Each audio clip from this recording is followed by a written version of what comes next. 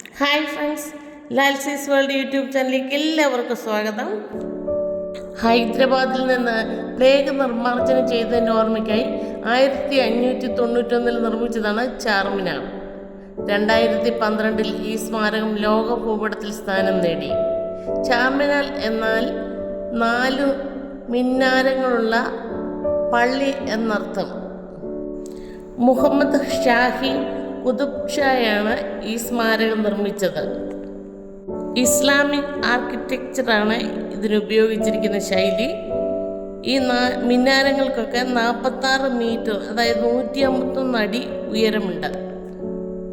ചാർമിനാറിൻ്റെ ഈ 4 മിനാരങ്ങൾ പ്രതിനിധാനം ചെയ്യുന്നത് ഇസ്ലാമിലെ 4 ഖലീഫകളെയാണ്.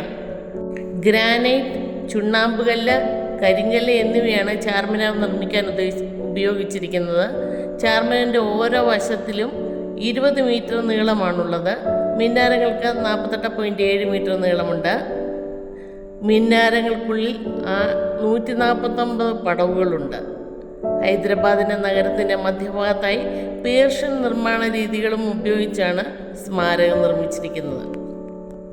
ചാർമിനാറിൻ്റെ അലങ്കാരങ്ങളും ചാർമിനാറിൻ്റെ കമാനങ്ങളും ഒക്കെ കാണാൻ വളരെ ഭംഗിയാണ്. ഞങ്ങൾ അവിടെ നിന്ന് ഫോട്ടോയൊക്കെ എടുത്തു.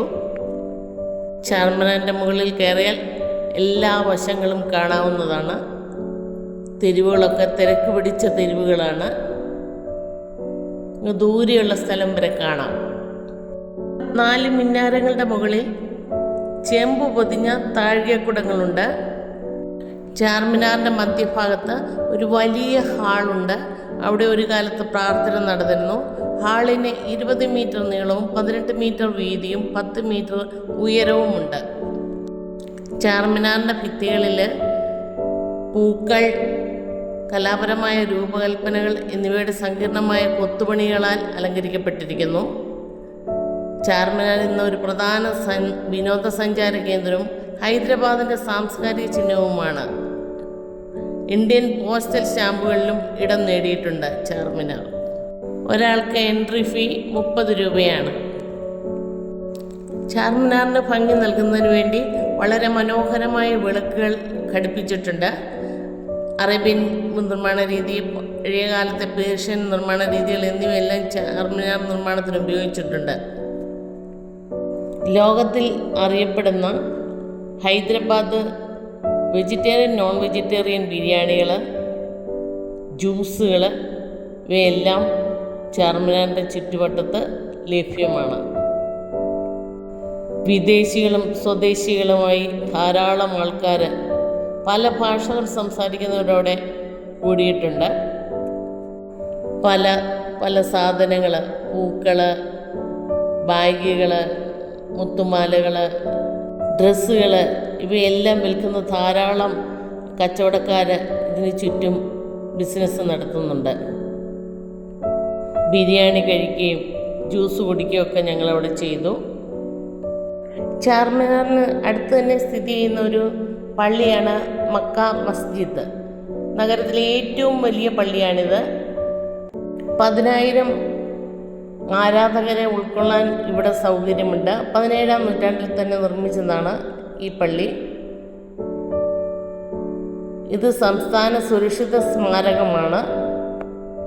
ഇതിനകത്ത് ക്യാമറ അനുവദിക്കുന്നതല്ല. സന്ധ്യയാകും തോറും ഇവിടെ തിരക്ക് കൂടിക്കൂടി വരികയാണ്. എല്ലാ ലൈറ്റുകളും ഓൺ ചെയ്ത് കഴിഞ്ഞപ്പോൾ മനോഹരമായി തോന്നുന്നു ഈ ചാർമിനാർ. ധാരാളം ആൾക്കാർ ഇതിൻ്റെ ഫോട്ടോകളൊക്കെ എടുക്കുന്നുണ്ട്.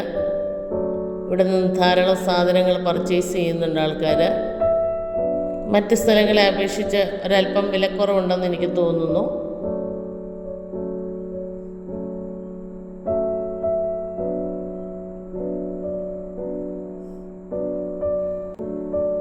സമയമുണ്ടെങ്കിൽ, സൗകര്യപ്പെടുകയാണെങ്കിൽ എല്ലാവരും വന്ന് ഇതൊക്കെ ഒന്ന് കാണുക.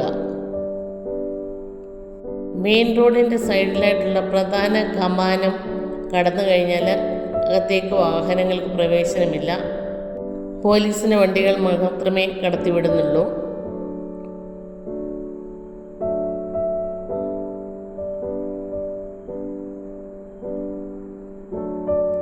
കച്ചവടം നടത്തുന്നവരൊരു വശത്ത്, ചാർമിനാറിന് അടുത്തായിട്ട് തന്നെ ഒരു അമ്പലമുണ്ട്. അമ്പലത്തിൽ വന്നവരും ചാർമിനാർ കാണാൻ വന്നവരും മസ്ജിദിൽ പോകാൻ വന്നവരുമായി ധാരാളം ആൾക്കാർ ഒരു മറുവശത്ത്. മനോഹരമായ കൊത്തുപണികളൊക്കെ ഞങ്ങൾ ആസ്വദിച്ച് ചെറിയ രീതിയിലുള്ള പർച്ചേസൊക്കെ നടത്തി ഞങ്ങൾ മടക്കയാത്ര ആരംഭിച്ചു.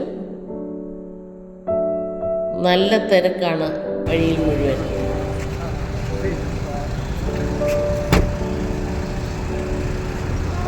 ഞങ്ങൾ താമസിച്ച ഹോട്ടൽ അതിൻ്റെ ഫ്രണ്ട് മുഴുവൻ മനോഹരമായി ഡെക്കറേറ്റ് ചെയ്തിട്ടുണ്ട്. നിങ്ങൾക്ക് എൻ്റെ വീഡിയോ ഇഷ്ടപ്പെട്ടെങ്കിൽ ലൈക്ക് ചെയ്യുക, ഷെയർ ചെയ്യുക, സബ്സ്ക്രൈബ് ചെയ്തിട്ടില്ലാത്തവർ സബ്സ്ക്രൈബ് ചെയ്യുക. വീണ്ടും ഒരു വീഡിയോയുമായി വരാമെന്ന പ്രതീക്ഷയോടെ നിർത്തട്ടെ. Thank you.